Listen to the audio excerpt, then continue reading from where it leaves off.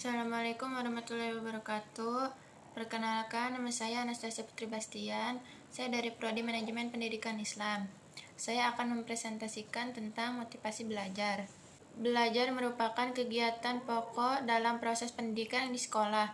Belajar adalah usaha yang dilakukan secara sadar untuk merubah sikap dan tingkah lakunya. Dalam upaya mencapai perubahan tingkah laku dibutuhkan motivasi. Motivasi merupakan salah satu faktor yang mendorong siswa untuk mau belajar.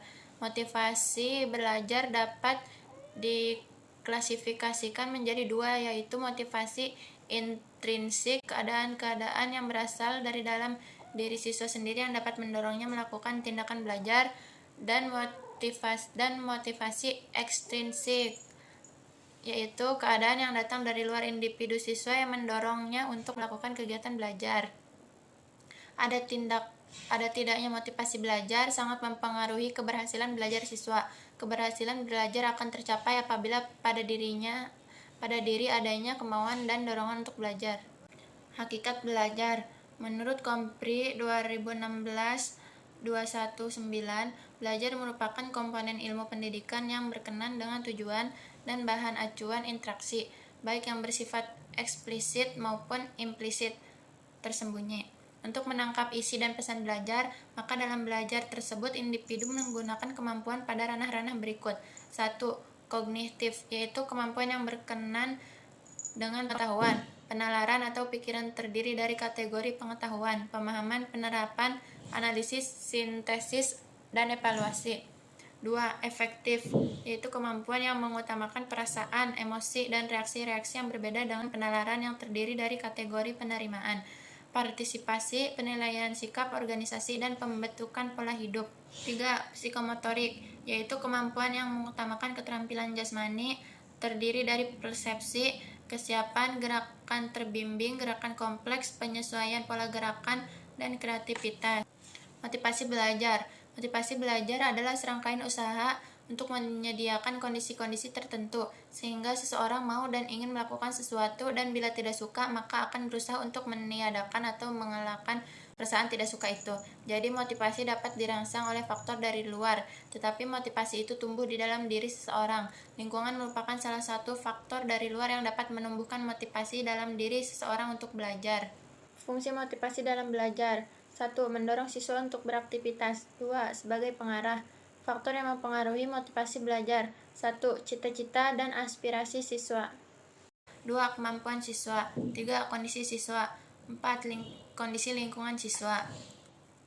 Sifat motivasi. Menurut Wina Sanjaya, dilihat dari sifatnya, motivasi dapat dibedakan antara motivasi intrinsik dan motivasi ekstrinsik. Motivasi intrinsik adalah motivasi yang muncul dari dalam diri individu, misalkan siswa belajar karena didorong oleh keinginannya sendiri, menambah pengetahuan, atau seseorang berolahraga tenis karena memang mencintai olahraga tersebut.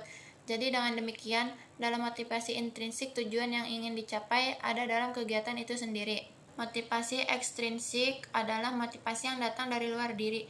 Misalkan siswa belajar dengan penuh semangat karena ingin mendapatkan nilai yang bagus. Seseorang berolahraga karena ingin menjadi juara dalam satu turnamen. Dengan demikian, dalam motivasi ekstrinsik, tujuan yang ingin dicapai berada di luar kegiatan itu. Upaya membangkitkan motivasi belajar siswa. 1. Memperjelas tujuan yang ingin dicapai. 2. Membangkitkan minat siswa. Hubungan bahan pelajaran yang akan diajarkan dengan kebutuhan siswa. Sesuaikan materi pelajaran dengan tingkat pengalaman dan kemampuan siswa.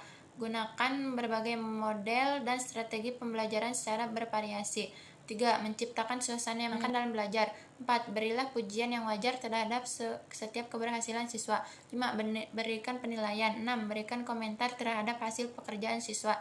7. Ciptakan persaingan dan kerjasama. Kedudukan motivasi siswa dalam pembelajaran. Membangun motivasi intrinsik pada diri siswa akan lebih baik daripada motivasi ekstrinsik. Dengan motivasi intrinsik, siswa belajar karena keikhlasan hatinya, sehingga akan muncul hasil positif dan hasil usaha belajar yang dilakukannya. Kesimpulan, motivasi memiliki kedudukan yang penting dalam mencapai tujuan pembelajaran yang telah ditetapkan. Munculnya motivasi tidak semata-mata dari diri siswa sendiri, tetapi guru harus melibatkan diri untuk motivasi belajar siswa. Adanya motivasi akan memberikan semangat sehingga siswa akan mengetahui arah belajarnya.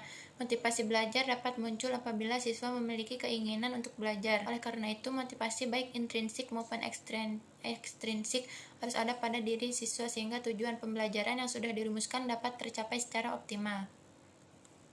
Sekian, terima kasih.